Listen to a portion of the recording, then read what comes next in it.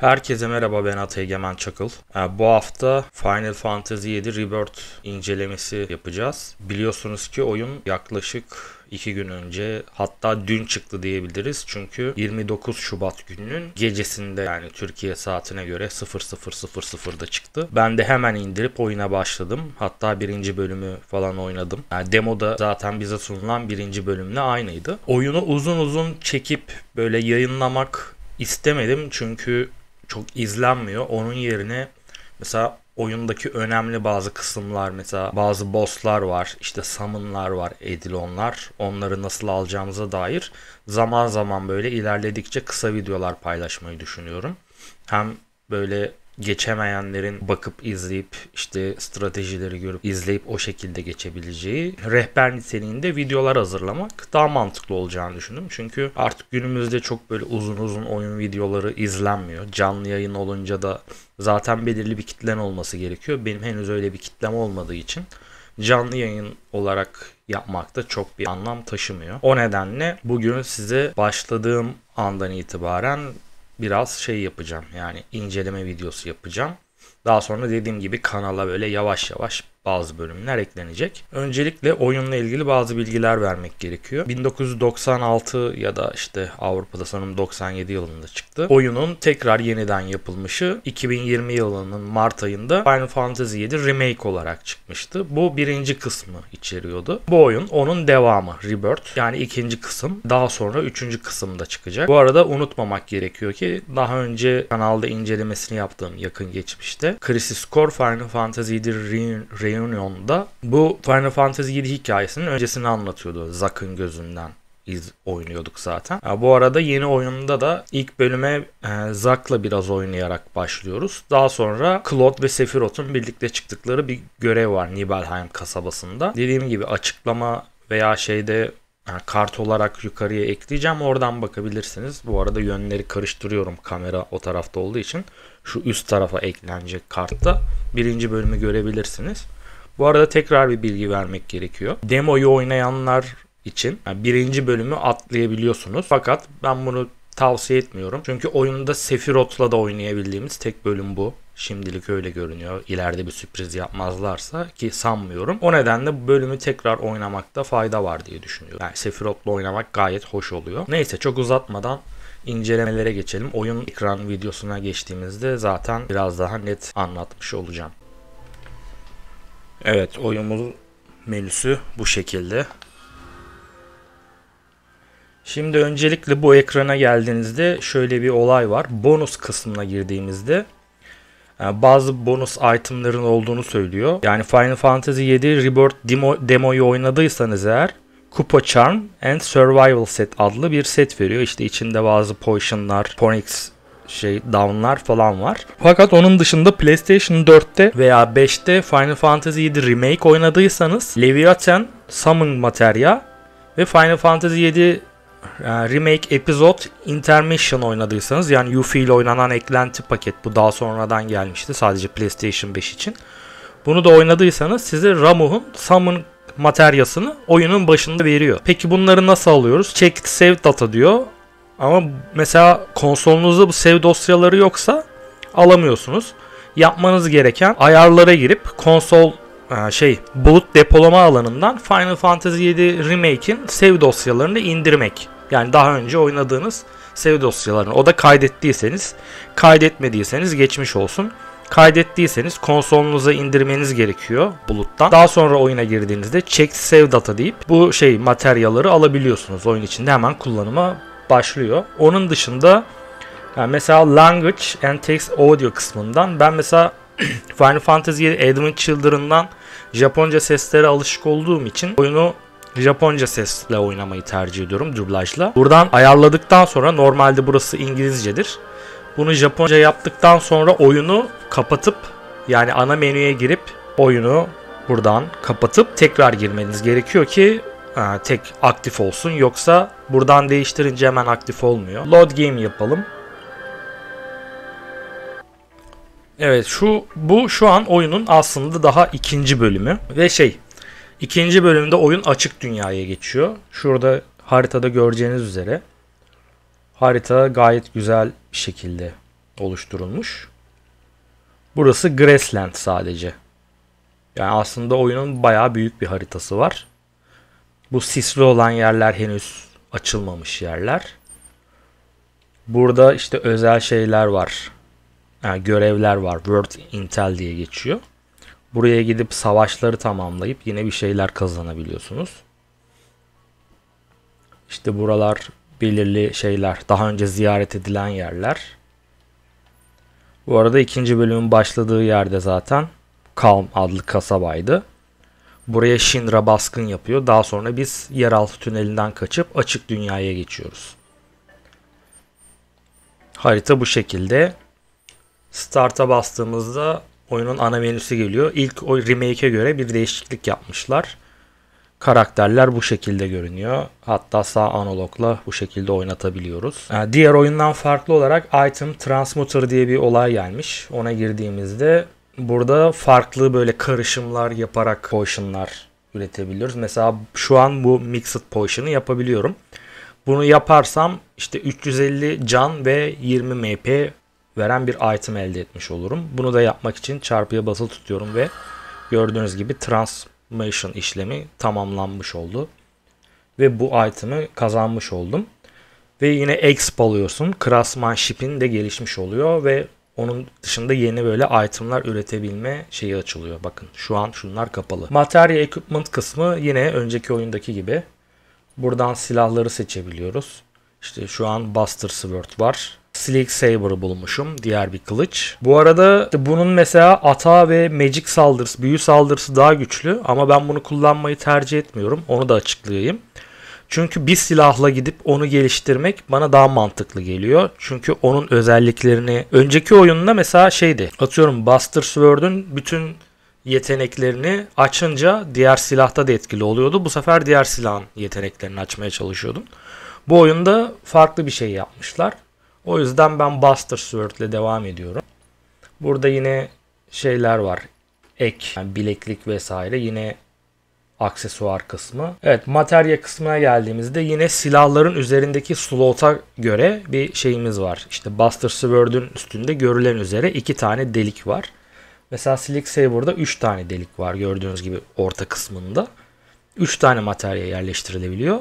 Buster Sword'da 2 materya yerleştirebiliyoruz. İşte mesela Hunter Bangle'da gördüğünüz gibi 2 materya slotu var. Buradan üçgene bastığımızda materyalara geçiyoruz ve materyaları yerleştirebiliyoruz. İşte dediğim gibi oyunun save dosyalarını kullandığım için bana Ramuh materyasını verdi. Onun dışında işte Leviathan materyasını verdi. Yani oyunun ilk aşamasında size kolaylık sağlayabilecek. Umarım save dosyalarınız duruyordur yani. Evet, burada yeni eklenen bir şey var.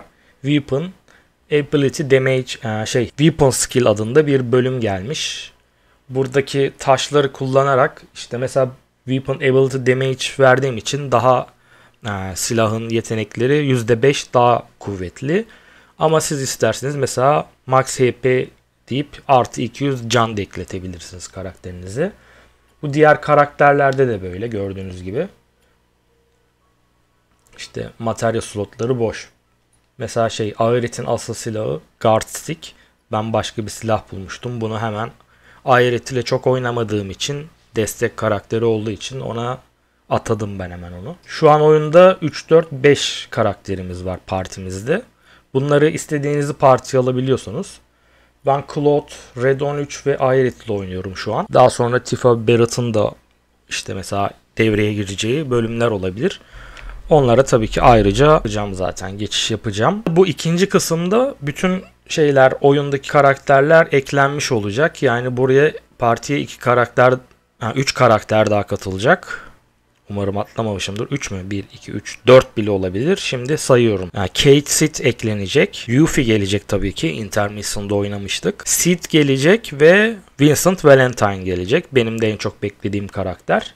Ve böylece yani ikinci kısımda aslında orijinal oyundaki tüm parti ekibi tamamlanmış olacak. Yani oynanabilir karakterler hepsi tamamlanmış olacak. Combat Settings bölümü. Buradan kısa yollar atayabiliyorsunuz. İşte bunlar Claude'un, işte Buster Sword'un yetenekleri. Buradan Abilities'den ekleyebiliyorsunuz. Farklı burada yetenekler de var. Onları da ekleyebiliyorsunuz. İşte havada kullanılabilen yetenekler var. Onları buradan şey yapabiliyorsunuz. Bu oyunda eklenen sinerji komboları var. Sinerji skills diye geçiyor. Onları da buradan şey yapabiliyorsunuz. Yani iki karakterin birlikte yaptığı kombolar. Değişik bir şey oluyor. Görsellik oluyor. Enemy Intel bölümünde karşımıza çıkan yaratıkların, canavarların özelliklerini ve işte mesela hangi şeyde daha dayanıksız olduğunu ya da güçlü olduğunu görebiliyoruz. Tabii bunun için Access materyali kullanmak gerekiyor. Şu ana kadar Access kullandığım hiç olmamış galiba. Çünkü hepsinin zayıf noktaları soru işareti. Mesela Elfadank'ta kullanmışım. Buza ve ateşe karşı zayıf olduğunu görüyoruz. Bu arada bu mavi ve kırmızı olan simgeler, birisi ateş birisi buz. Bunların hangi anlama geldiğini oyunun manuel kısmından görebilirsiniz. Burada sanırım Battles bölümünde ya da yani işte Spells'te olabilir. Ya da işte mesela burada var elementler. Fire, Ice, Lightning, Wind diye. Yani burada şeyler var, yine buff'lar var. Bravery, Fate, Protect, Shell gibi. Veya debuff'lar var. İşte mesela zehirler, silence'lar, sleep, yavaşlatma vesaire, felç gibi şeyler. Evet, Upgrade Weapons diye bir bölümümüz var. Önceki oyunda da vardı. Buradan silahlarımızı seviyelerini arttırabiliyoruz. İşte mesela biz update daha verdiğimde increase attack by 8. 8 atağa 8 daha güçlendirmiş olacak. Bunları tüm karakterlere uygulamanız gerekiyor. Spell'lerde üzerimizdeki materyallere göre şu aşamada bile kullanacağımız şeyler var. Büyüler var. Mesela savaştan çıktınız ve canınız az kaldı. High Potion, Mega Potion kullanmak yerine MP'nizde varsa buradan Cure basabilirsiniz ya da diğer bir karaktere de basabiliyorsunuz buradan. Inventory kısmında şimdiye kadar aldığınız bütün şeyler var. Itemler, aksesuarlar, materyaller, anahtar itemler. Burada kart desk kısmında bu oyuna eklenen bir kart oyunu var. Hatta ben ilk bölümdeki hepsini yaptım, tamamladım. Biraz mantığını kavramak gerekiyor. Hangi kartı nereye koyarsan etkili oluyor. Bu ilk oyunda da buna benzer bir şey vardı mıydı? Tam hatırlamıyorum ama 8'de mesela farklı bir kart oyunu vardı, onu hatırlıyorum. Yine işte parti kısmında statları görebiliyoruz. Onun dışında bu menüde başka bir şey yok. Yani oyun içinde yine command menüsünü istediğiniz zaman açıp buradan yapabiliyorsunuz. Item ya da spell kullanabiliyorsunuz. Yine command bölümünden diğer karakterleri de geçiş yapıp yapabiliyorsunuz.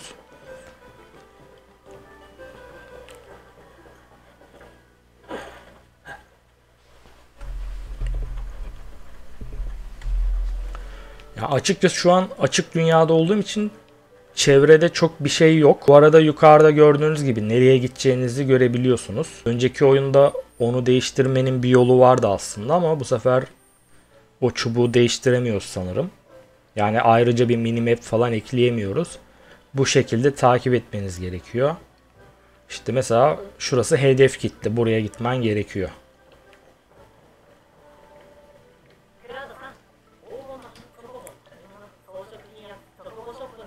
Bu Chadley önceki oyunda da olan bir araştırmacı. Bu bize yeni materyaller geliştiriyor ya da combat simülatörü kullanarak bazı görevleri tamamlayıp ek şeyler alabiliyoruz.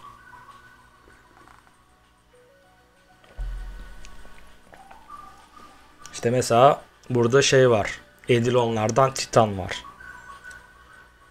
Tabi biraz zorlayabilir ilk aşamada çünkü bayağı zor. Burada zaten seviyenin yeterli yetersiz diye bilgi veriyor. Mesela şuna girelim. Diyor ki öngörülen seviye 17 diyor ama bizim şu an seviyemiz 16. Ama olsun. Cloud dedim. Irit Red 13 dedim. Evet dedim. Hem de battle mantığını biraz görmüş olalım. Aslında remake'deki battle mantığının aynısı.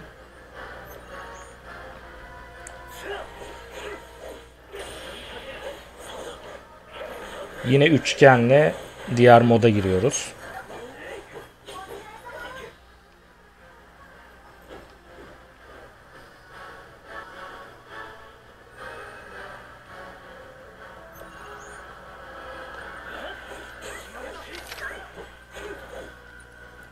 Bu arada şu sinerji yetenekleri çıktığında burası yanıyor. Nasıl ki mesela limit break dolunca orada ışık yanıyor ya da summon gelince ışık yanıyor. Aynı şekilde sinerji yeteneğini kullanabileceğiniz zaman burası yanıyor ve diğer bir karakterle ortak saldırı yapabiliyorsunuz.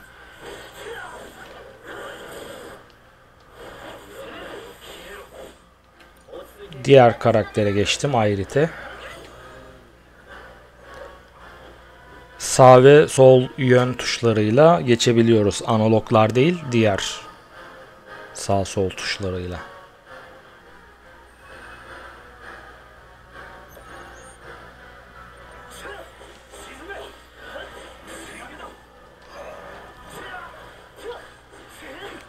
Bu arada havadan da saldırıları gerçekleştirebiliyoruz gayet güzel bir şekilde.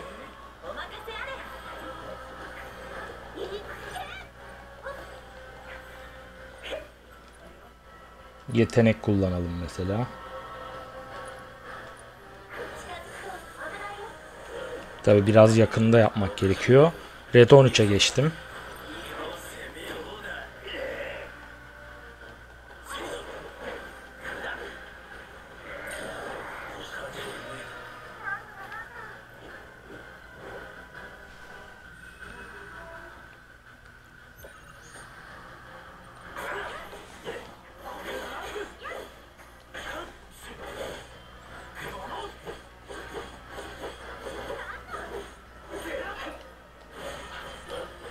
Gördüğünüz gibi özel yetenekleri atadığım kısa yol tuşuyla yapıyorum.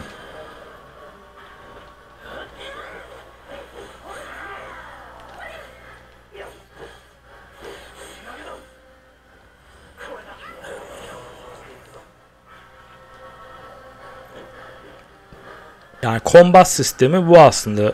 7'den remake'den çok bir farkı yok. Dediğim gibi sinerji yetenekleri gelmiş sadece.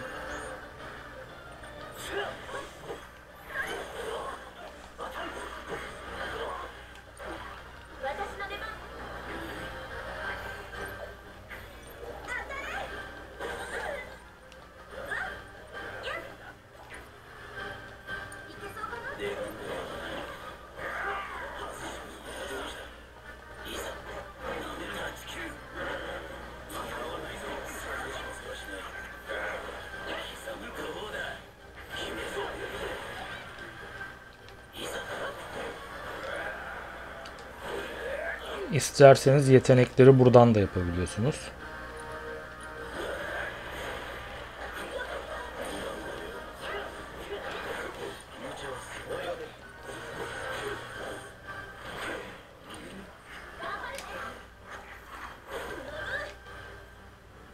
Mesela summon geldi.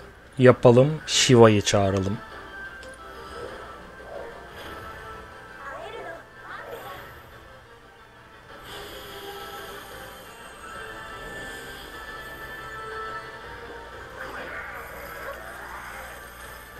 Buradan çağırdığınız Edilon'un yeteneklerini kullanabiliyorsunuz.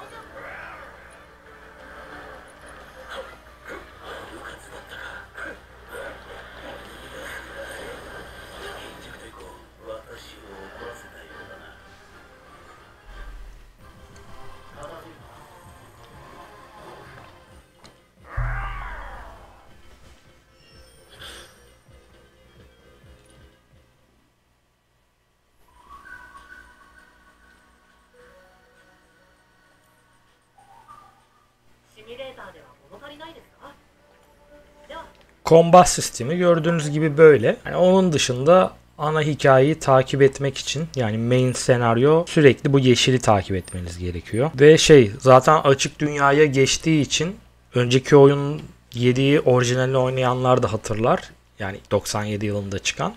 Açık dünyaya geçtiğimiz zaman böyle kocaman bir haritada yürüyorduk. Bu da aynı şekilde yapılmış. Yani çok büyük, geniş bir şeyimiz var. Haritamız var. Kaybolmak imkansız. Hep böyle koşacak mıyız diye düşünebilirsiniz. Hayır, zaten onun için buraya geldik. Buradan bir Chocobo kiralayacağız. Ve Chocobo kiraladığımızda bunun üstüne binerek gideceğiz. Zaten Junon demosunun açıklamasını ve kartını yukarı koyacağım. Orada o detayları görebilirsiniz. O biraz daha oyunun ilerisini gösteriyor. Orada Chocobo'nun üstüne binip zaten daha hızlı bir şekilde haritayı dolaşabiliyorsunuz. Gideceğiniz yere erişebiliyorsunuz ki zaten oyunun ilerleyen bölümlerinde daha farklı şeyler de gelecek. Yani araçlar falan da gelecek. İşte denizden giden araç gelecek. Zaten Highwind var. Seed oyuna dahil olunca bazı yerlere uçarak gitmemiz gerekecek. Bu şekilde şimdilik oyuna bir giriş incelemesi olsun diye bu videoyu çekmek istedim. En azından yeni başlayacaklar olan için biraz olmuştur. Temel mantığı ya da almak isteyenler için. Oyunun temel hareketleri bu. Bu arada tuşlar biraz karışık gelebilir. Onlara alışmak biraz zaman alıyor. Hele bir de başka bir oyundan geçtiyseniz, çünkü ben Tales of Arise oynuyorum. Onun tuş kombinasyonları daha başka. O da bir JRPG. Ve JRPG'de kombolar ve partiler, karakterler arası geçiş çok olduğu, curcunanın fazla olduğu oyunlar olduğu için alışmak zaman alıyor. Bir de dediğim gibi başka bir oyun oynuyorsanız ikisinin karışabiliyor. O nedenle ben Tales of Arise'e hem böyle erken atlamış oldum. Çünkü Final Fantasy 7 Rebirth'ün çıkacağını biliyordum. Ama oyun da çok fena böyle sardı. Bir yandan da onu oynuyorum. Bir yandan buna geçiş yapıyorum. Yani açıkçası dediğim gibi karışabiliyor. Sistemden istediğiniz gibi şeyleri de değiştirebiliyorsunuz. Gameplay. Buradan minimap, tracker, kamera. Bu arada bu oyunun ben şu an performans modundaydım. Grafik moduna gelince tabii ki daha iyi bir görsellikle oynayabiliyoruz. Ama gördüğümüz gibi bayağı bir FPS düşüklüğü var. Evet, manzara falan daha güzel. Grafikler daha hoş görünüyor. Ama dediğim gibi performans modunda bayağı ağırız. Grafik modunda bayağı ağır. O nedenle performans modunda oynamak benim için daha iyi. Siz ne düşünüyorsunuz bilmiyorum. Ona da yorumlarda ekleyebilirsiniz. Şimdilik Final Fantasy 7 Rebirth incelemesi bu kadar. Dediğim gibi ben böyle mesela bazı kısa videolar yine yapıp yayınlayacağım o anlarda. Kanala abone olup bildirimleri açarsanız onları da takip edebilirsiniz. Başka bir videoda görüşmek için kendinize iyi bakın. Hoşça kalın.